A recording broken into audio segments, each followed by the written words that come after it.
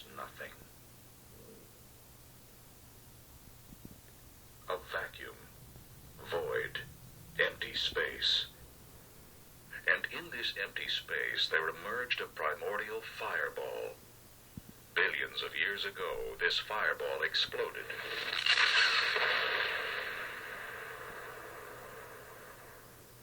This explosion generated all space, energy, matter.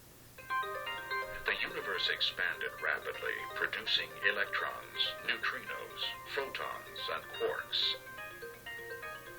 Soon, this energy began interacting, forming protons and neutrons. Matter continued colliding and interacting. Over time, the first simple elements formed. These elements also collided as the primordial soup continued to expand.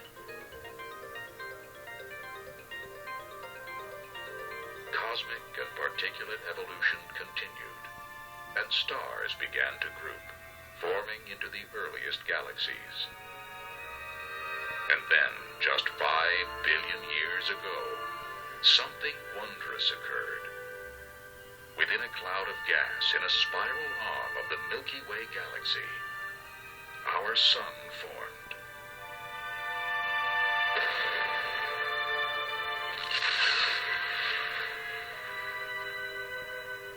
This new star gave birth to planets, moons, and asteroids. One of these planets, known as Earth, developed an atmosphere. Earth's environment, believed to be filled with volcanic eruptions, lightning, turbulent weather, mixed atoms and energy to create the first simple living cells.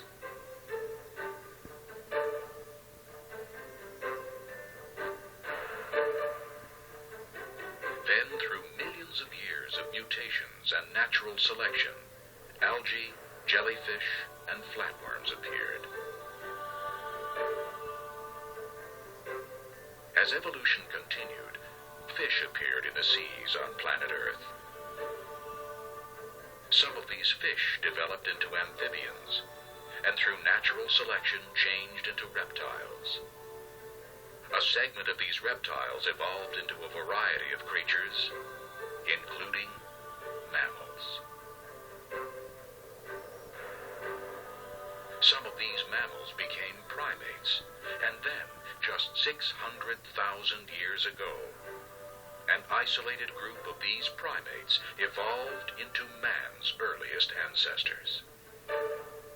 This is our amazing evolutionary heritage, and evolution continues today as we evolve to our even higher destiny in the universe.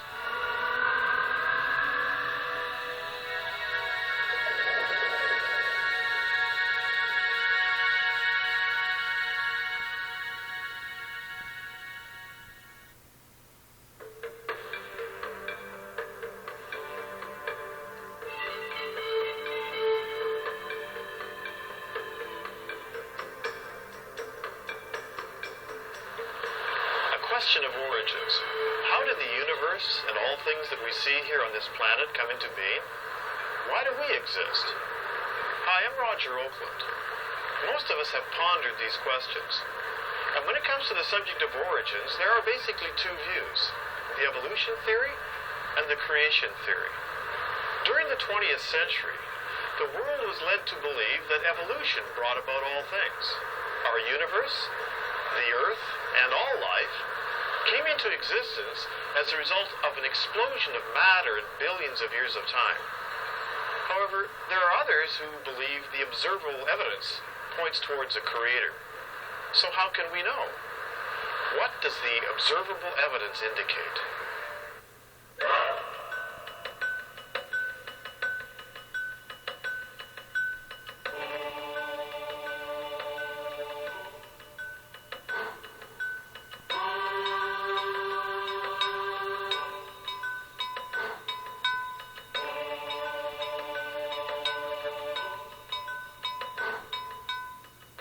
Evolution and creation scientists have observed and agree that there is great variety within each species. Darwin noticed this variety and adaptability among finches. He noticed that the finches' beaks varied in size and shape, and that the beak's features affected the survivability of the finch. Today we notice a great variety of dogs. It is believed that all 450 breeds of dogs present today had a common ancestor. Most scientists believe that this ancestor was very similar to the present-day wolf. Scientists also witness natural selection, or survival of the fittest. Evolutionists and creationists agree that those animals that are the strongest, healthiest, or most adaptive to their environment are more likely to survive and go on to reproduce. The weaker animals, which are unable to adapt, are less likely to survive.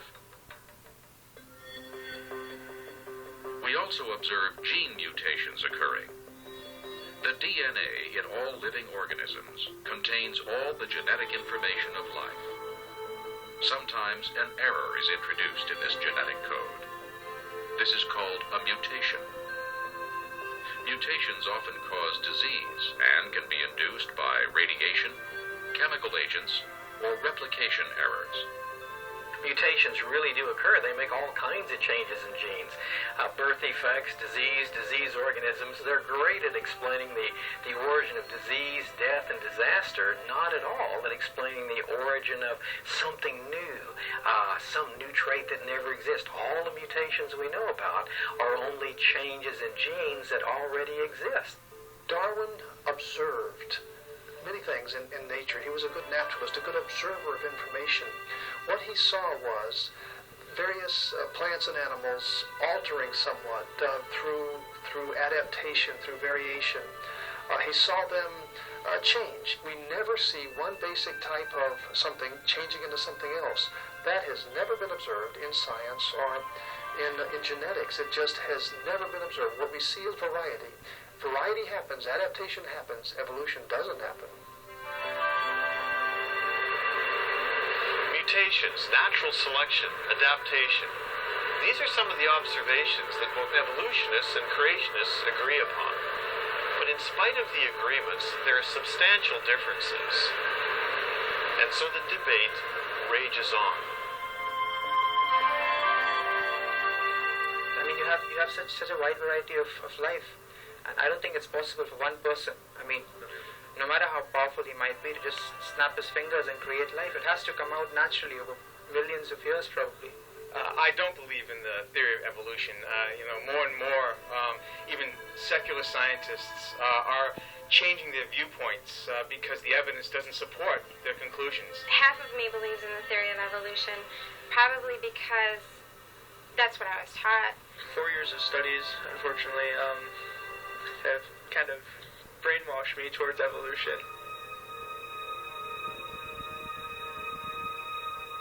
We begin where evolutionists say it all began, with the Big Bang and the evolution of the universe. One interesting aspect of the evolutionary theory is that it's such a powerful theory, and it's exercising such a strong hold over the imaginations of scientists that they've applied it outside the biological realm. They've applied it to inanimate things as well. They've applied it to the chemical elements, to stars, to galaxies. It's said that the universe itself is evolving. Did the Big Bang trigger the formation of galaxies, stars, planets, and ultimately life? Is there any order coming out of a big explosion? I would say not in any way. Explosions cause chaos and random distribution of various parts that were there perhaps as a united organisation beforehand. Any explosion renders that completely null and void. There is no evidence to my mind that an explosion or even the Big Bang Theory can ultimately produce organised beings like ourselves or any other animal. Evolutionary thinking is applied to most areas of science. The field of evolutionary cosmology proposes that the universe is the result of a random explosion some 15 to 18 billion years ago. There are no examples that I have ever seen where an explosion produced an increase in order. Explosions are destructive. They cause spontaneous degeneration, not spontaneous generation. Scientists recognize that all known explosions decrease order and structure and increase chaos. The idea that the cosmos evolved also violates the second law of thermodynamics, known as entropy. The second law states that as time advances, the universe becomes less ordered. Over time, all systems left on their own proceed in a direction from order to disorder. All of us witness entropy every day as we see things age and deteriorate. This breakdown of structure directly contradicts the theory of evolution. Now, the second law allows you to increase in order, like a baby growing into adulthood or seed into a tree, but if and only if you have an outside energy source and a harnessing mechanism to capture that energy. Evolutionists don't have that. As Sagan said, the cosmos is all there is. There ain't no more. There is no outside energy source. So the second law is absolutely contradictory to the Big Bang theory. What we see in cosmology is this. Everything we see, things are running down. Stars are burning up their fuel. Once in a while, a star will explode and goes from order to disorder very quickly. But the only thing we see in the universe today is the universe is running down. It's deteriorating. It's going from order to disorder. It's going to less and less organization. There is an observation that scientists make in every field of science, and it's generally called the laws of entropy. It's as if the universe was wound up somehow and is winding down. Scientists that study cosmology talk about the ultimate heat death of the universe. Conceptually, it's quite clear from what we know that the universe, ultimately sometime billions of years from now, everything will become of uniform temperatures. There'll be no difference in temperature to get useful work. That the universe had to be designed and ordered in the finite past has not escaped the attention of secular scientists. NASA scientist Robert Jastrow wrote, "The second law of thermodynamics, applied to the cosmos, indicates the universe is running down like a clock. If it is running down, there must have been a time when it was fully wound up. The next obvious question is, who wound it up?" Gordon Van Wylen addressed the question squarely in his book Thermodynamics when he wrote, "The author has found that the second law tends to increase his conviction that there is a creator who has the answer for the future destiny of man and the universe." We only see destruction. We never see innovation. And this, I think, is what the creationist model has been proposing all along, that in the beginning things were very good. They were perfect, just like God wanted. But then, as sin entered into the universe and God's curse on all of creation because of that sin, the wages of sin is death, not only in the physical life, but in the universe, everything is dying. The sun is burning out, the moon's orbit is decaying. Everything is in this process of death and decay. Evolutionists and creationists agree now that the universe is finite. Space and time and matter had a beginning. Beginning with the studies of Albert Einstein in the early 1900s on through this century, scientists are in agreement that space, time, and matter did indeed have a beginning. 20th century science, embarrassingly, has confirmed the biblical view, because the great discovery in cosmology is that the experts have agreed that the universe had a beginning. And they call it a singularity. You see, the whole Big Bang idea really is, first there was nothing, and then it exploded.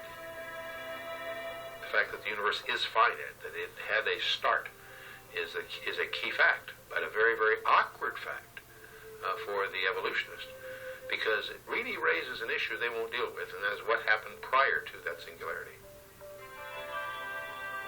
The creation model has always anticipated a finite universe. In the first verse of Genesis, we read, "In the beginning, God created the heavens and the earth." The Bible also states that time had a beginning. In 2 Timothy, we read, "God, who has saved us and called us with a holy calling, not according to our works, but according to his own purpose and grace, which was given to us in Christ Jesus before time began."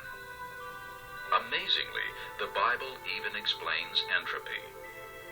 Of old, you laid the foundation of the earth, and the heavens are the work of your hands.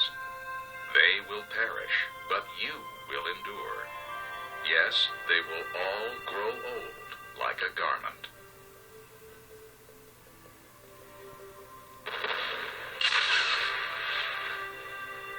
If the universe did not originate from an explosion, the only other option is that it was created, an option that many scientists are not willing to consider. Almost all scientists would try to find a mechanical explanation of how the stars, the galaxies, and the planetary system came into existence by purely mechanical means without any intervention of a God in creation. To my mind, they have utterly failed. If you look at the planetary system alone, there have been several explanations trying to show how the planetary system came into existence without any pre-formation by God, and each one has failed miserably.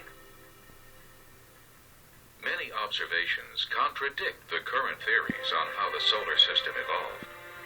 The most popular theory holds that the solar system formed from an interstellar cloud of swirling gas and dust. If the sun, planets, and moons evolved from the same material, they should have many similarities. Yet each planet is unique. Since about 98% of the sun is hydrogen or helium, Earth, Mars, Venus, and Mercury should have similar compositions. Instead, much less than 1% of these planets is hydrogen or helium.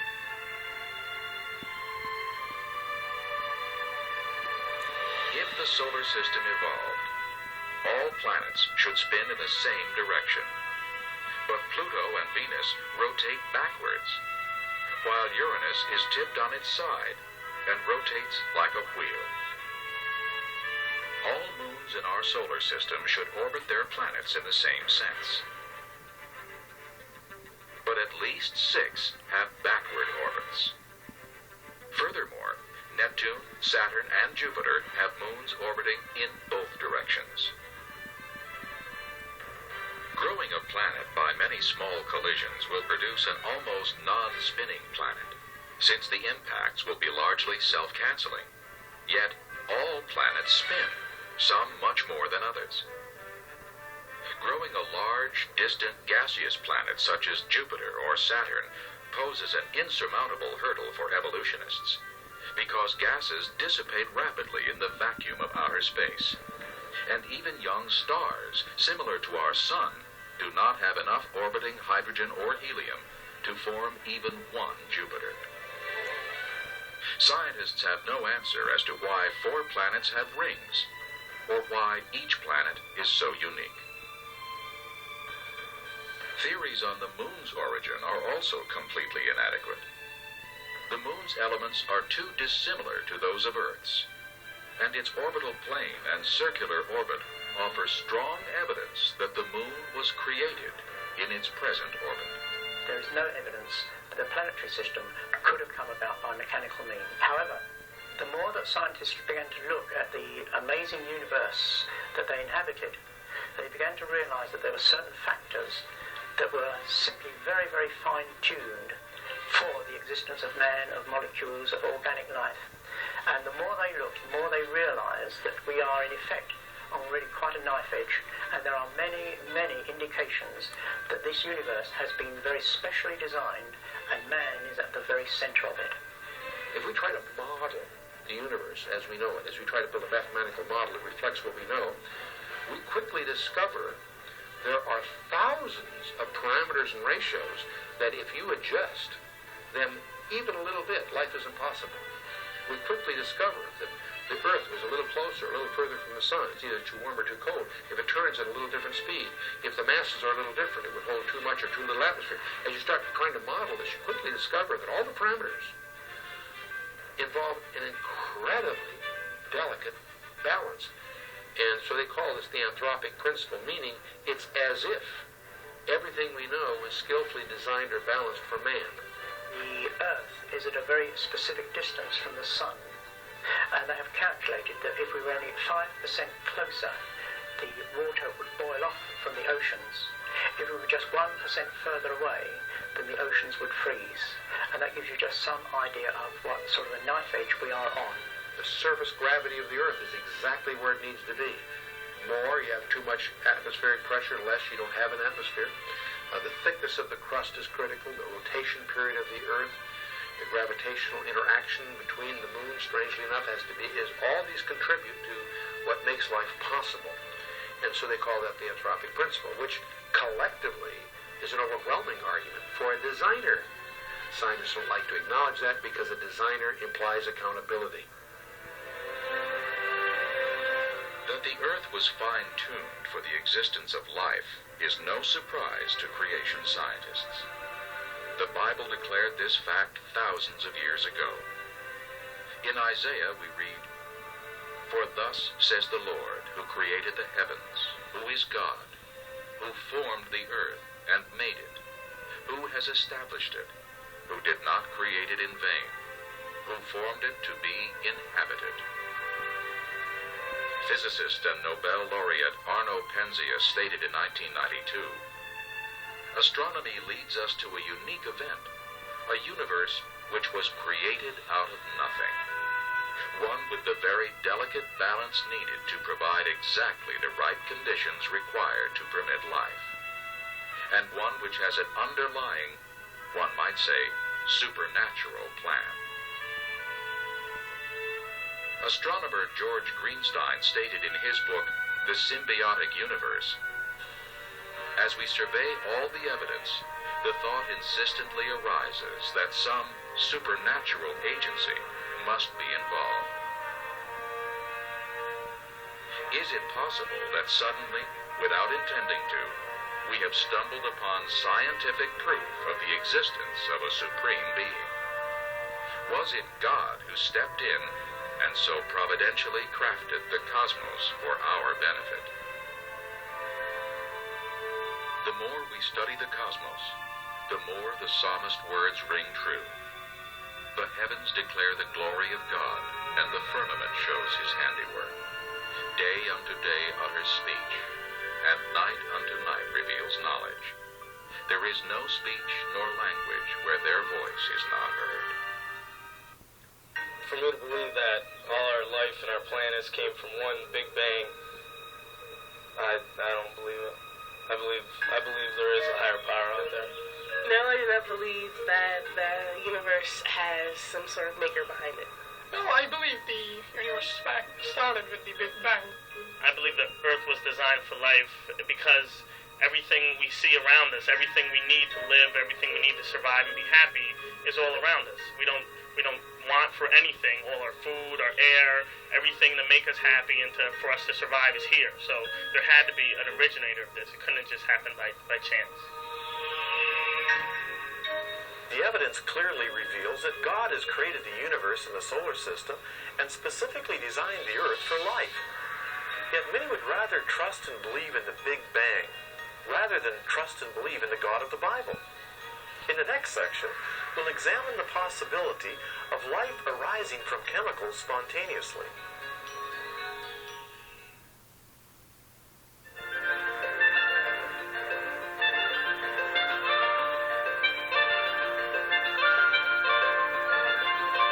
Did chemical evolution on the primordial Earth produce life? According to evolutionary thought, all life, bacteria, fish, plants, animals, and man, originated from chemical compounds. This theory that life arose from non-living chemicals is called spontaneous generation. One of the fundamental laws of biology is the law of biogenesis, that life comes only from pre-existing life. And of course, for a creationist, that's certainly no surprise. Life, God's life, created life to multiply after its kind. So that makes sense to a creationist. But to an evolutionist, there was a time in the past when there wasn't any life. And so chemicals somehow got together and made living things. And this was often called spontaneous generation. And there have been some enormous problems faced in trying to get a group of chemicals to come to life. A few years ago, Stanley Miller did a famous experiment. He took some simple materials, some methane, some ammonia, some water vapor, zotzed them with an electric spark to simulate lightning flashing back and forth in the atmosphere of the ancient Earth, and in just a week, he got amino acids, the building blocks of protein. And that was hailed as almost making life in a test tube. And that was one I used when I used to teach evolution. But I took a look at the rest of the evidence. And there are 3 problems with that brilliant experiment. 1, he had the wrong starting materials. 2, he used the wrong conditions. And 3, he got the wrong results. Other than that, it was a brilliant experiment. The Miller experiment assumed an atmosphere of methane and ammonia, gases that could not have been present in large amounts because the ammonia would be decomposed by ultraviolet light, and methane should be found stuck to ancient sedimentary clays, but is not. Miller also left out oxygen because he knew that oxygen would destroy the very molecules he was trying to produce. But as deep as we dig, we find oxidized rocks, suggesting an oxygen-rich atmosphere. The Earth did not have a reducing atmosphere, say an atmosphere of methane, ammonia, and hydrogen, that was suggested in the Stanley Miller experiment. There's never had such an atmosphere. The geology is now clear. There is good evidence that the Earth has always had oxygen in its atmosphere. Now that would absolutely preclude any evolutionary origin of life. Miller also used the wrong conditions. He used an electric spark to combine the gas molecules. The problem is that the same spark that puts amino acids together also tears them apart, and it's much better at destroying them than making them. The problem was the chemicals put together, the amino acids in the flask, would also be torn apart by the very spark that put them together. Miller knew that as a biochemist, and so he circulated the gases, trapped out the molecules he wanted, using a well-known biochemist trick. But that would be cheating, because you were supposed to say this is how life arose before there was any intelligent design to preserve these molecules from that destructive force. Wrong conditions. Then he got the wrong results. The main product of the Miller experiment was tar, a nuisance in organic reactions. Trace amounts of several amino acids that make up the proteins in living things were also produced. The problem is that Miller's experiment produced both left-handed and right-handed amino acids.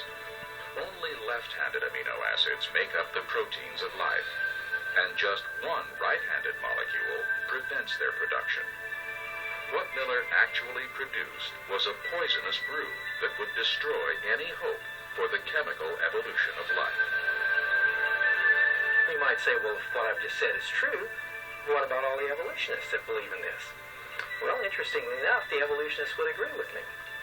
There was a time I was at a debate at San Diego State University. I was just in the audience, but 2 friends of mine, Dr. Henry Morris and Dr. Duane Gish, were doing the debate for the creationists, and at the end, someone in the audience noted, "Ladies and gentlemen, we're privileged this evening. We have in our audience Dr. Stanley Miller." And Gish had explained why Miller's experiment would not produce life from non-life. And so the person asked Dr. Miller, "Would you like to respond to what Dr. Gish said about your experiments for chemical evolution?" And Dr. Miller said, "No." He hasn't believed in that for decades. He knows all of those same problems. I would say this: any theory on the origin of life on the Earth, or any other planet as far as that's concerned, is a fairy tale.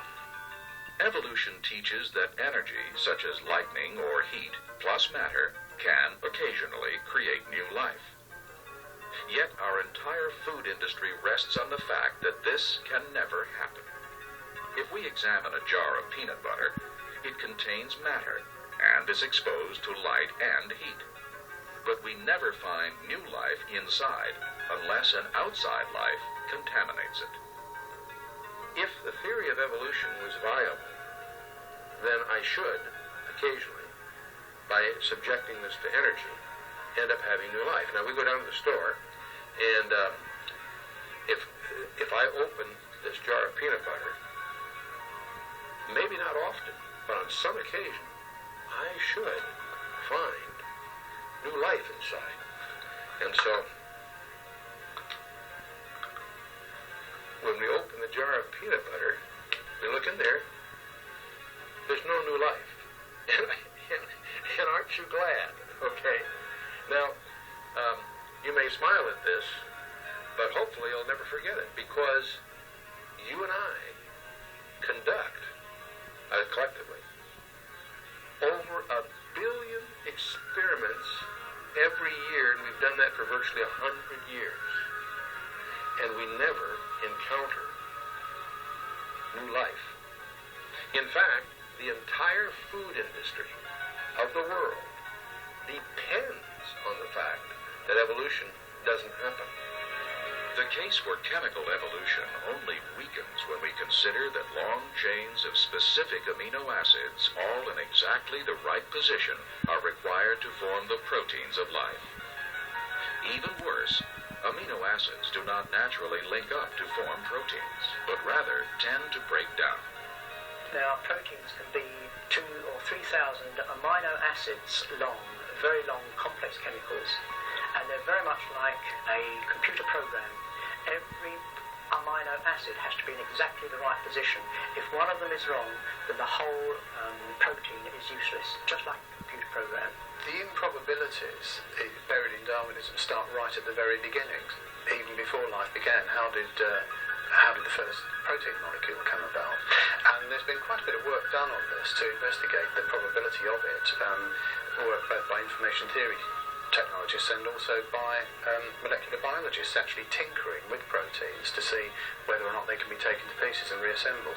And the work of both groups has found that the probability of a protein of the sort of size that you find in the human body coming about by chance is so great as to be virtually impossible. It's something which is, yes, it is possible if you have eternity at your disposal, but Darwinists just don't have eternity at their disposal. Information theory scientist Hubert Yockey calculated, and MIT biologist Robert Sauer confirmed, that the probability that a protein containing just 100 amino acids would form spontaneously is less than 1 chance in 10 to the 65th power. An event so improbable that it could be compared to winning the state lottery by finding the winning ticket in the street, and then continuing to find the winning ticket in the street every week for 1,000 years. The origin